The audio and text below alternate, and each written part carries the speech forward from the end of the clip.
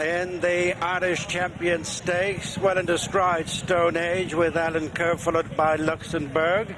Broom moves up on the outside of Vedini, and then Mishrif and Onesto dropped in last of the 7 as they raced the end of the first furlong and a half or so. And it's Stone Age cutting out the running from stable companion Broom. In third is Alan Kerr and then Luxembourg. Vedini followed a couple of lengths back by Mishrif, and on the inside Onesto. Less than a mile to go, and striding on by 2 lengths is Stone Age and Shamie Heffernan, followed by Broom and Wayne Lorden. In third is Alan Kerr and Tom Marquand. In fourth is Luxembourg and Ryan Moore, and then Vedini, the French star ridden by Christophe Simeon.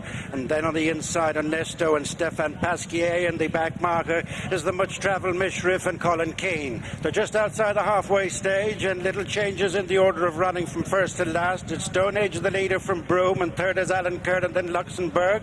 Onesto's picked up a bit of ground on the inside of Vedini with the back marker Mishrif as they turn out of the back straight. Stone Age has increased his advantage to a good 3 lengths over Broom, who's something similar in front of the third running Alan Kerr. On the inside is Onesto, moving a place ahead of Luxembourg with the final couple, Vedini and Mishrif, with half a mile to go. Stone Age enjoying a sizable 4-length advantage over Broom, and third is Alan Kerr and then Onesto with the final 3, Luxembourg, Vedini and Mishrif. They've 3 furlongs to go, heading for the home turn in the Irish Champion Stakes. And out in front is Stone Age, being followed by Broom, Alan Kerr, Onesto next on the inside of Luxembourg, then Vedini and Mishrif ridden along in 7th and last place. They straighten at the 2, and Stone Age is starting to tie up. Onesto with a good looking run, the white jacket, Luxembourg, Mishrif from last on the outside of Vedini, then Broom and Alan Kerr. They're bunching with a furlong to go. It's Onesto in between Luxembourg. Stone Age up the rail is Vedini. Inside the final half furlong. On the outside is Mishrif, and it's Luxembourg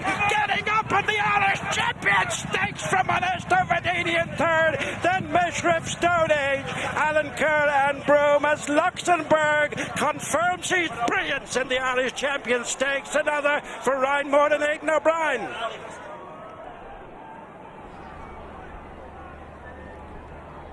Yes, and he might not say it himself, but I'm sure Aidan O'Brien inwardly will get a huge amount of satisfaction out of this, perhaps more so done than many of his big race wins over the years, because this horse, after what was only a workmanlike comeback victory in the Royal Whip Stakes a few weeks ago, has left that form behind to bag our Group 1 feature here at Leopardstown. Initial thoughts? What a performance, Gary. Delighted to see him go and win his Irish Champion Stakes like this. As we know, it was a rush to get him back. Aidan O'Brien said he was only just ready to start back in the Royal Whip Stakes. He had plenty to find on ratings and on what he'd done before to get up to the level that we know Vedini was at and we know that Mishrif was at. And Onesto's run a big race as well, but Luxembourg, even last season as a juvenile, Gary, when he won the Futurity Trophy at Doncaster, he looked like a potential superstar. He was winter favourite for the Derby. He ran a big race in the Guineas when things didn't go right. He stumbled early on. That was over a mile. He had to miss the Derby because of that setback, and for Aidan O'Brien to get him back, win a Royal Whip Stakes, a battling performance to win a Royal Whip Stakes, and then to come on here and win an Irish Champion Stakes. Fantastic performance. Huge run from Onesto in second, who ultimately has fared best of the French contingent, coming from the rear division to deliver his challenge. What did you make of the early skirmishes, Don? Any surprises to see Stone Age going forward? Probably not. No, that was what we expected, wasn't it? Stone Age and Broom to go on and set the pace, and Stone Age, it looked like he set a good strong pace because they were well stretched out. It's a small field, but they were well stretched out going down the back stretch. Shamie Heffernan had them all on the stretch, and for a point about 3.5 furlongs out, it looked like Stone Age was travelling really well in front, but you knew that they'd gone fast, so you knew that the closers were going to come, and Broom came under right from early. We kind of knew that would happen. This 10 furlong trip is probably just on the short side for him, and then it was a case of Vedini, Onesto, Luxembourg, Mishrif, if they could pick up the 2 leaders. Yes, the eventual winner sitting in 4th position at this stage, and the horse who eventually pushes him all the way just 1 place further back towards the inner. Vedini won from last on, Mishrif right at the back of the field. Were you surprised at all to see the positions they took up? No, I wasn't surprised where they were, Gary. I thought maybe Vedeni would be behind Mishrif, but I thought they'd both be in rear. What I was surprised at was that Vedeni went towards the inside in the home straight. I thought Christophe Simeon would swing wide like he did in the Eclipse, like he did in the Irish Champion Stakes on Al Manzour back, a good few years ago now, 2016. So when he cut inside, maybe the gap was there and he thought Vedeni needed to go inside instead of coming outside, but it's Colin Keane and Mishrif. He comes to the outside. He ultimately didn't have the horse to go there, but I thought that was the right move. And Luxembourg as well, Brian Moore comes outside too.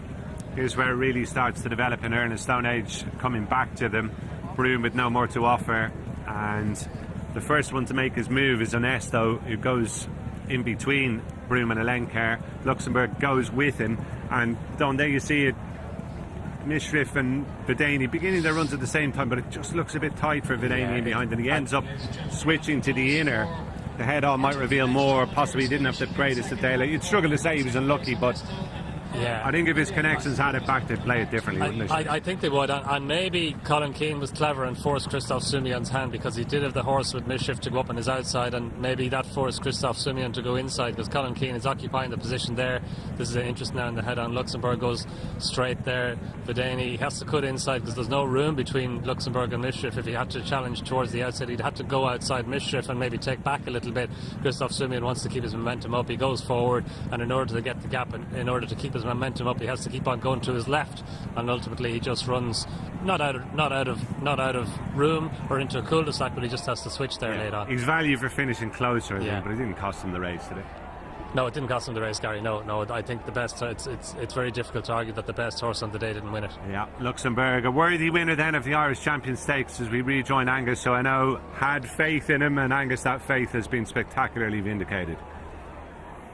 Thank you, Gary. Yes, I did have faith in him, and anyone who kept the faith, he has rewarded them today, and he's rewarded Aidan O'Brien and Ryan Moore with a Group 1 success in the feature event today. The Irish Champion Stakes, Luxembourg the winner at 7-2, Onesto second at 11-1. All 7 ran, and we will have reaction very shortly.